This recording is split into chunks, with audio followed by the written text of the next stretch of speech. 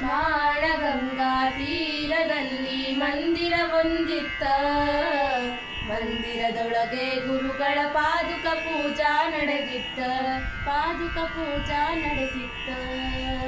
ಬಾಣಗಂಗಾ ತೀರದಲ್ಲಿ ಮಂದಿರವೊಂದಿತ್ತ. ಮಂದಿರದೊಳಗೆ ಗುರುಗಳ ಪಾದುಕ ಪೂಜಾ ನಡೆದಿತ್ತ. ಪಾದುಕ ಪೂಜಾ ನಡೆಯುವಾಗ ಏನು ಚಂದಿತ್ತ. ಪಾದುಕ ಪೂಜಾ ನಡೆಯುವಾಗ ಏನು ಚಂದಿತ್ತ. ಭಕ್ತರ ಬಾಯಲಿ ವೇದ ಮಂತ್ರದ ಘೋಷವು ಮೊಳಗಿತ್ತ. ಬಾಣಗಂಗಾ ತೀರದಲ್ಲಿ ಮಂದಿರವೊಂದಿತ್ತ. ಮಂದಿರದೊಳಗೆ ಗುರುಗಳ ಪಾದುಕ ಪೂಜಾ ನಡೆದಿತ್ತ. ಮುಂಜಾವಿನ ಕಾಕಡಾರತಿ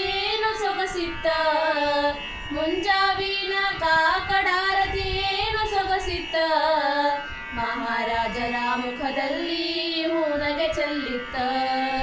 ಸದ್ಗುರುನಾಥನ ದಿವ್ಯ ಪಾದುಕ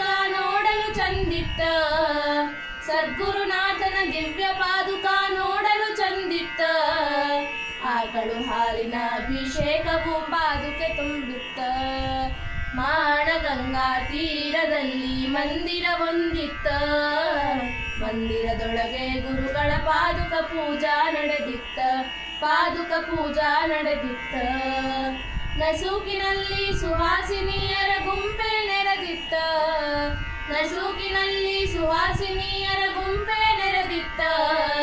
ಅರಿಶಿನ ಕುಂಕುಮ ನೀಡುವ ಪರಿಯು ಕಣ್ಣು ತುಂಬಿತ್ತ. ಭಕ್ತರ ಮನದಲ್ಲಿ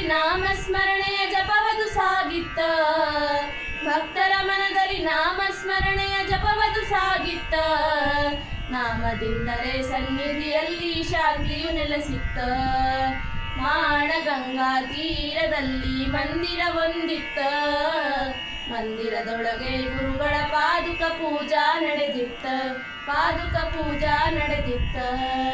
ರಾಮರಾಯನ ನಾಮಸ್ಮರಣೆ ಅಖಂಡ ಇರಬೇಕ.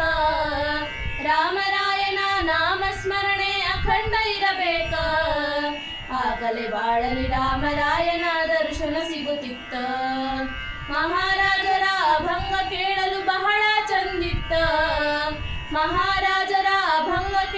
ಬಹಳ ಚಂದಿತ್ತ.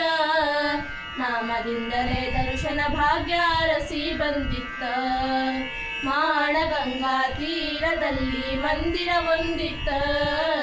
ಮಂದಿರದೊಳಗೆ ಗುರುಗಳ ಪಾದುಕ ಪೂಜಾ ನಡೆದಿತ್ತ.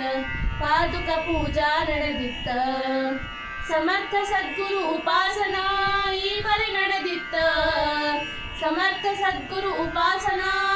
ಪರಿ ನಡೆದಿತ್ತ. ಹೆಂಗಾದರೊಮ್ಮೆ ಗೊಂದಾವಲಿಯನ್ನು ನೋಡೇ ಬರಬೇಕ. ಹೆಬ್ಬಳ್ಳಿಯನ್ನು ನೋಡೇ ಬರಬೇಕ. ಬಾಣಗಂಗಾ ತೀರದಲ್ಲಿ ಮಂದಿರವೊಂದಿತ್ತ. ಮಂದಿರದೊಳಗೆ ಗುರುಗಳ ಪಾದುಕ ಪೂಜಾ ನಡೆದಿತ್ತ. ಪಾದುಕ ಪೂಜಾ ನಡೆಯುವಾಗ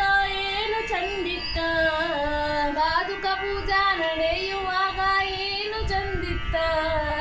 ಭಕ್ತರ ಬಾಯಲಿ ವೇದ ಮಂತ್ರದ ಘೋಷವು ಮೊಳಗಿತ್ತ. ಬಾಣಗಂಗಾ ತೀರದಲ್ಲಿ ಮಂದಿರವೊಂದಿತ್ತ.